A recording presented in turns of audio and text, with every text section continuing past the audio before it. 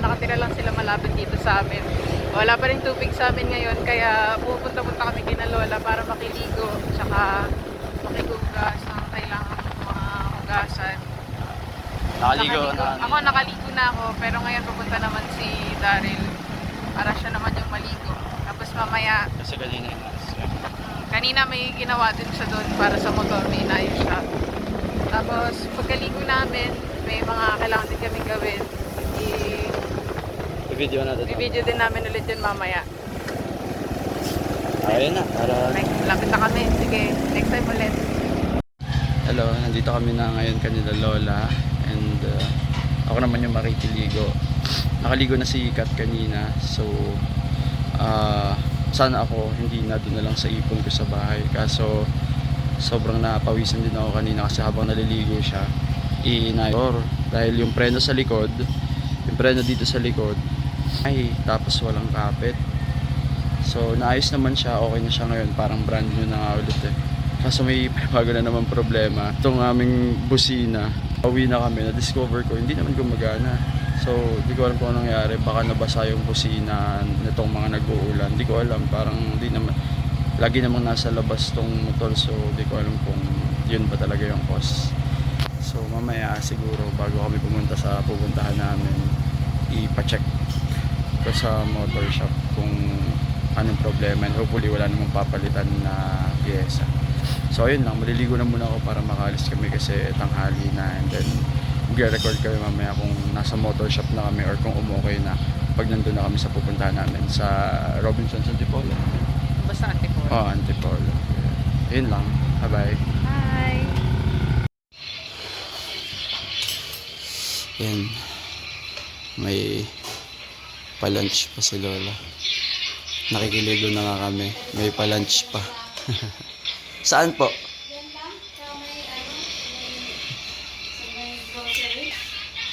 Ay, doon. Sabi ko nga yung grocery dyan, baka manghina na kasi may dali na.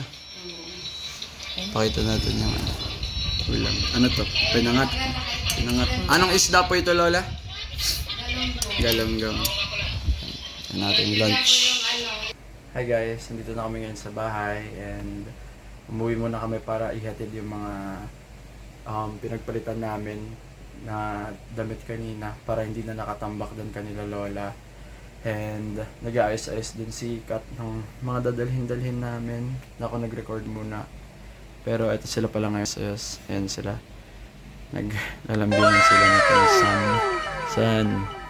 Tingin ka sa camera. San? Camera shy ka pa. So ayan, nag-aayos lang kami. And then alis na rin kami agad para hindi na kami abutan pa ng ulan. Hindi na namin na video yung pag-alis namin kanila Lola kasi hindi din naman pa nila alam na nagva-vlog kami. And nakakahiya ng record lang dun ng basta-basta, nang walang paalam.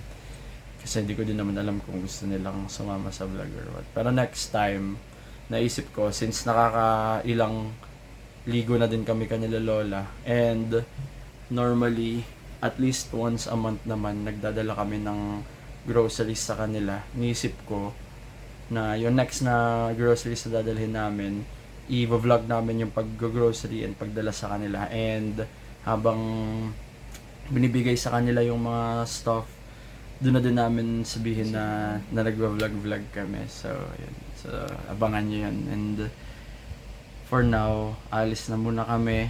And tignan natin kung anong mga pwedeng vlog or anong pwedeng gawin mamaya dun sa pupuntahan namin. Ayun lang. Babay na kayong dalawa. Bye bye.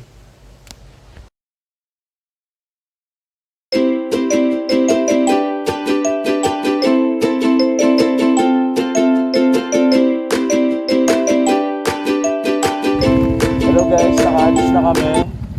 Magpapagas lang kami and then punta na kami ng Antipolo. Nandito kami ngayon sa Teresa, Rizal. Ayun lang, bye bye.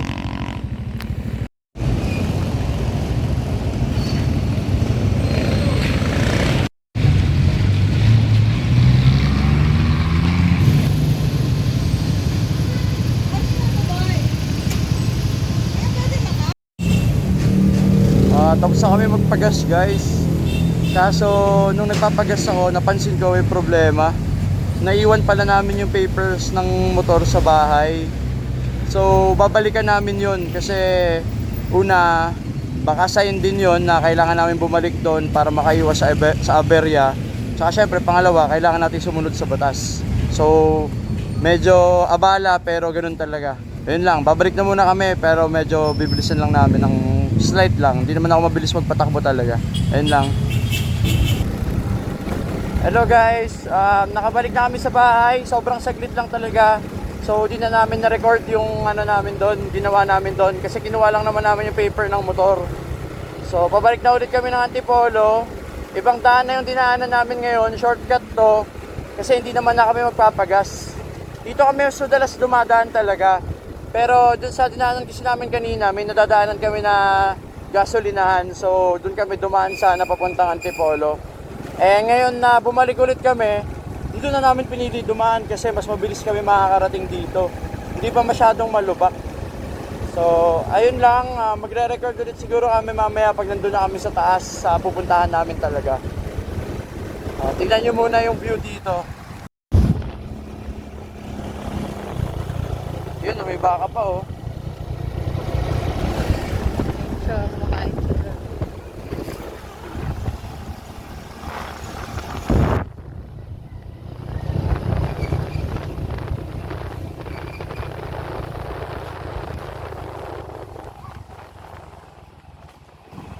Ito. Dati natatakot akong dumaan dito sa shortcut kasi may part dito na biglang pababa tapos biglang pataas. Kaya nung dating dumadaan kami dito, malayo pa yung iniikot namin. Ngayon na mas sanay-sanay ng dumaan ng nakamotor, dito na talaga kami sa shortcut dumadaan. Ayan. Tapos isa pa palang medyo ano dito, pag maulan, tumataas yung tubig ng sobra. As in ano, minsan lagpas tao pag malakas talaga yung ulan. Pero ayan, maaraw naman yung panahon ngayon kaya kaya namin dito dumaan. Tapos ayan, tingin palagi bago dadaan. Yung bundok. Sige, babalik na muna kasi nasa main road na tayo. Sige.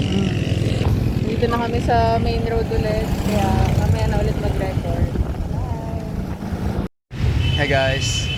Hello, nandito kami ngayon sa Metrobank nag-deposit ng pera. Kung maaalala nyo dun sa nakaraan nating vlog, may pinuntahan kami sa UP. Sa cash office. Sa cash office. May kinuha kasi kami doon na check, tapos pina-encash na rin namin. And ngayon, nandito kami ulit sa bangko para mag-deposit naman, parang pang-online bills payment. So, Bale, yung kinuha namin na pera nun, nasahod from one of our projects ay pambayad din agad. So, parang dumaan lang sa amin yung pera. Pero okay lang, at least meron na kaming may pambayad, di ba?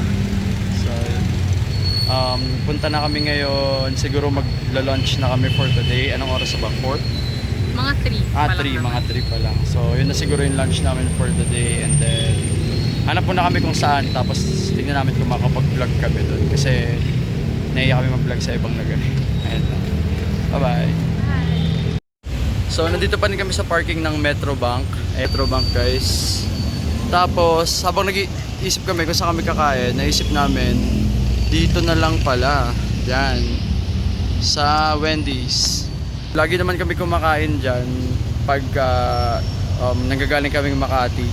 And medyo matagal na din kaming last na kumain dyan. So, naisip namin dyan na lang kasi parang wala na rin kami naisip gawin sa Robinsons Antipolo.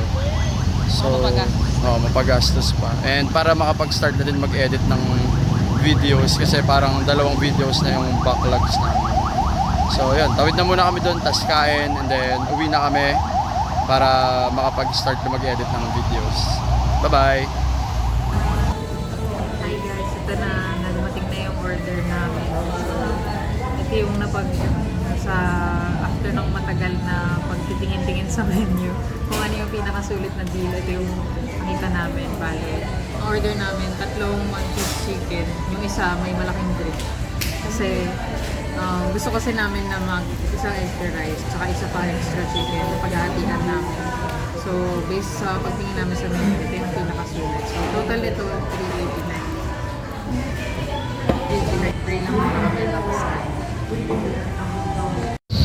Hi guys, dito na ulit kami sa kabundukan ng Antipolo. Bababa na ulit kami ng Teresa Rizal. Tapos sa kami kumain, hindi namin na-record yung paglabas namin sa Wendy's. Pero medyo nagmamadali na rin kasi kami kasi sobrang traffic na dun sa area na yun ng Antipolo. Ngayon, maghahanap kami ng mapapagpagawa nitong motor kasi kung naalala nyo kanina sabi ko nawalan siya ng busina. Bukas babalik pa kami ng Makati, so kailangan namin yung busina na yun. So yun lang, nag-record na kami dito kasi di ko alam kung makakapag-record pa kami mamaya doon, pero tatry kong makakuha ng mga clips habang inaayos yung motor. Pero kung hindi man, siguro ang next video na namin ay pag nakauwi na kami sa bahay.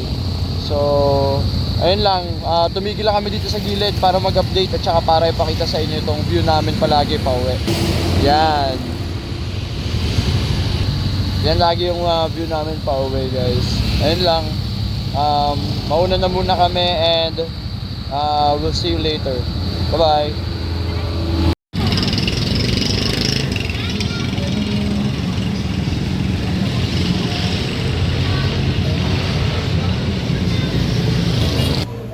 Hello, ayun, nakarating na kami ngayon sa motor shop. Sabi nga ni Daryl kanina, kailangan namin ipacheck yung busina. Kasi bukas pupunta kami Makati at mahirap bumiyahe doon ng walang busina. Kanina nga lang galing Antipolo, sobrang hirap na agad ng biyahe, lalo na matraffic. So bukas kailangan talaga namin ng busina. And siya, kapila siya para ma-check up. Ayun, lobat na rin ako, so baka hindi na kami masyado makapag-record after nito. Next video na to siguro kapag nasa bahay na naka-charge na ulit. Ayan yung ginagawa. So, okay na yun sa busina.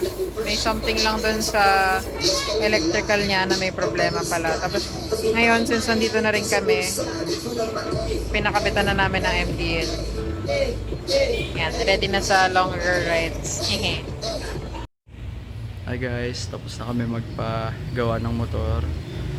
Pauwi na kami sa bahay kaso umambon and sakto na daanan namin to convenience store, so tigil muna kami dito para bumili ng inumin at magpatila. Hopefully tumigil naman Maambon yung ulan. naman. Oo, yung ambon, pero kung hindi, malapit-lapit naman na to sa bahay. Ayun na, pasok na muna kami.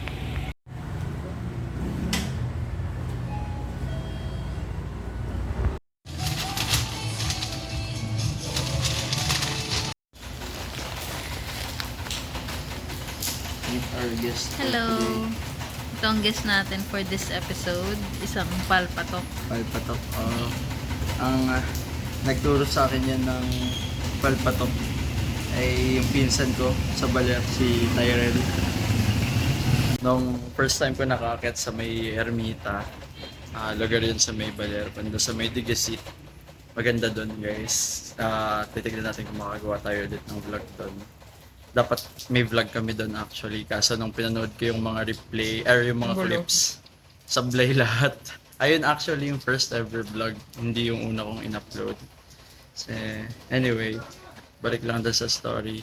So nakakita kami ng ganyan doon. Umakyat kami noon, kami dalawa lang yung bata, tapos puro mga tito-tita na sinama kami. Tapos nakakita siya ng ganyan, tapos sinanong niya ako kung alam ko yun. Sabi ko hindi, sabi niya palpatok kita boy. Tapos sabi niya, tignan mo. Tapos kumuha siya ng case ng Yossi, ng sigarilyo. Tapos pinasok niya doon sa loob, tapos sinanado niya. Tapos nilagay niya sa lamesa. Tapos tumambling-tumbling na nagsarili na yung yung box ng sigarilyo non-stop. Tapos tuwang-tuwa lang kami noon. Tapos sakto, umalis na. Tinawag na kami. So, iniwan na namin yun doon. So, di namin alam kung nakalabas ba siya doon sa Yossi hanggang ngayon or nandun pa din siya sa Ermita patumbling-tumbling. Pero wala lang, nakakatuwa lang na after so many years nakakita ulit ako dito. Yun ang first time ko nakita, first and only time, and ito yung second time na nakita ko. So, pakita mo siya ulit sa camera. Yan siya. Ang tawag sa kanya sa Tagalog ay palpatok, pero ang kanyang local term ay Grass, Brown brown plant hopper daw brown yung plant hopper. So tinutukoy kaya or siguro siya sinasabi. pinangalan ng plant Plant brown hopper. brown plant hopper kasi nga ganun siya. Nung nilagay namin siya kaya pala siya nung nandun sa loob ng box ng Marlboro, wala siyang ibang Tumalon-talon ginawa siya. kundi tumalon ng tumalon. Ayun lang. Kita Tumi- natin yung mga nabili natin. Yung nabili namin. Bumili kami ng inumin. Sip ang sa akin. Sa kanya ay Dutch Naman. Mill Soy. Tapos meron kami ditong Yan. Mga noodles, sa loob. tsaka Tapos bumili kami ng mixed veggies. Lalagyan para, juice man. para healthy. Healthy. Healthy yarn. Instant noodles, tapos mixed veggies. Healthy agad. Healthy agad yan. So, ayun yung aming food trip mamaya habang nag-i-edit ng video. And titignan namin kung makapag-save kami ng laro. Kasi may kami maglaro ng May bago kami computer nilalaro. games. May May gusto ko kami nang laruin nilalaro. agad. Ngayon. Ang pangalan ay 99 nights. nakuha namin sa mga pinsan Sa mga naming bata bata. namin pinsan. Ilan taon din sila? 10? Mga 10. Mga 10. Sila yung Tapos, nagturo sa Nung amin. una, inisip ko, ano ba yung 99 nights na yan? Tapos, nung umalis na sila, nilaro namin dalawa. Tapos, Na-addict ngayon, na siya. gusto ko nang laruin palagi. So next time, gawa tayo ng vlog ng 99 nights para malaman nila yun. Anyway, tara na siguro habang hindi na masyado malakas yung ulan. Ito nga pala yung mga yung mga pinaayos namin kaya kami nasa motor shop kanina. Baby, pakita mo na. Yan, so nagpakabit kami ng mini driving lights kasi ang hina ng ilaw ng motor namin for so long, like 3 years na kaming walang driving lights and tinitiis ko lang yun pag nagdadrive ako sa gabi. Kanina, since nandun kami, pinagawa na namin yung busina, sinabay na rin namin. So, ayun pa pala isa kong pinagawa, yung busina, ito. Kasi kailangan din namin yan for our safety. Kasi lalo na kapag may mga trucks, hindi kami nakikita, kailangan naming bumusina kapag medyo malapit-lapit sila sa amin. So, eto lang, ayun na yung binili namin. Para kapag gantong gabing maulan, nakikita namin yung sahig. Yan, nakikita ko ng maigi yung sahig at saka yung mga tao, nakikita din kami. So, medyo malapit na kami sa bahay, guys. Salamat sa pagsama nyo sa amin ngayong araw na ito. And I guess we will cut the clip here and see you again next vlog.